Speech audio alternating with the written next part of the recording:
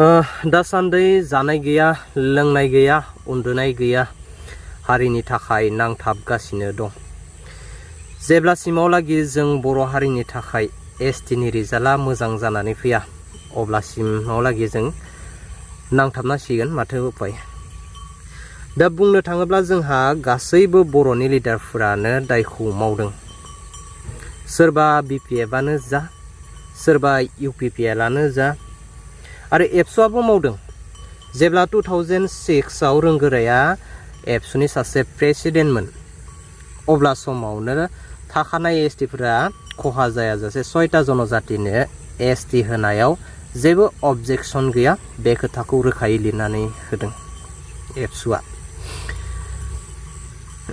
दा जियानो जा, हाग्रामा महिलारि सारा बिटिसिखौ सोलिबाय थानाय हिसाबै पाब्लिकनि हेरेसमेन्टआ दासान्दि हाग्रामा महिलारि सारनाव गोलैखागोन।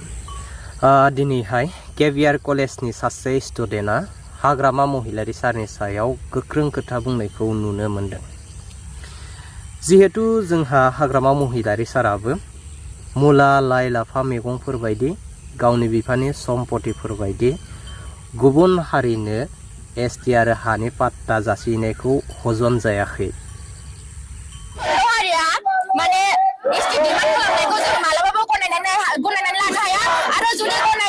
जुदि जोंहा बिसोरनो आसाम गभर्नमेन्टआ एबा आसाम गभर्नमेन्टआ बिसोरनो एसटि होयोब्ला जोंहा जोंनि थाखाय बिराद खहा, ट्राइबेल स्टुडेन्टफोरनि थाखाय बिराद खहा जागोन, गोबां खहा जागोन, आरो जों बेखौ माब्लाबाबो मानिनानै लानो हाया।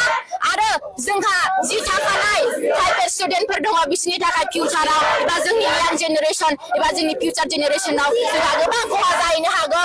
बेखौ साननानै जोङो दिनै केभिआर कलेजनि गासैबो स्टुडेन्ट बर' फरायसा आफादफोरा दिनै जमा जादों।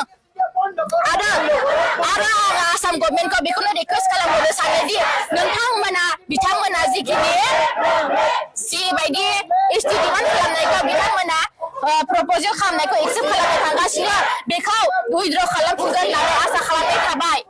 आरो जोंनि बिटिसि ओनसोलाव गोबां राजखान्थिनि दैदेनगिरिफोर दङ, बिथांमोना माखासे एसटि होनांगौसो होनना बुंबाय थादों। बिथांमोननि खोथाखौ जों माब्लाबाबो मानिनानै लानो हाया। आरो नोंथां हाग्रामा महिलारि, नोंथांखौ आङो बुंहरो, नोंथाङा जिबायदि ससियेल मिडियायाव बुंनानै लादों दि गुबुन हारिफोरखौ एसटि होगोन, माबा होगोन, हानि पाट्टा होगोन होननानै बुंना लादों, बे खोथाखौ जों माब्लाबाबो गनायनानै लानो हाया। जों बर' स्टुडेन्ट जानानै जों माब्लाबाबो गनायनानै लानो हाया। आरो नोंथाङा सासे बर'नि थै जानानै, नोंथाङा बर'नि सासे फिसा जानानै, नोंथाङा मानो गावनि बर' हारिखौ मानो फाननो नागिरदों? नोंथांखौ आं बुङो, नोंथाङा मानो थाखाय बिदि खालामदों? बे एसटि डिमान्ड खालामनायखौ जों माब्लाबा मानिनानै लानो हाया। आरो हाग्रामा महिलारि बिथांखौ आङो रिकुवेस्ट खालामो, नोंथाङा बिदि खोथा माब्लाबाबो दाबुं। आरो जिबायदि नोंथांनि खोथाया सारा ससियेल मिडियायावहाय गोसारनानै दंगासिनो दङ, नोंथाङा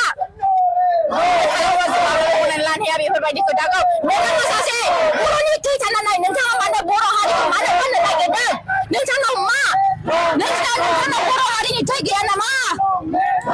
आरो नोंथाङा हाग्रामा महिलारि, नोंथाङा बेफोरबायदि जिबायदि ससियेल मिडियानि गेजेरजों बेफोरबायदि बुंनायखौ जों माब्लाबा गनायनानै लानो हाया।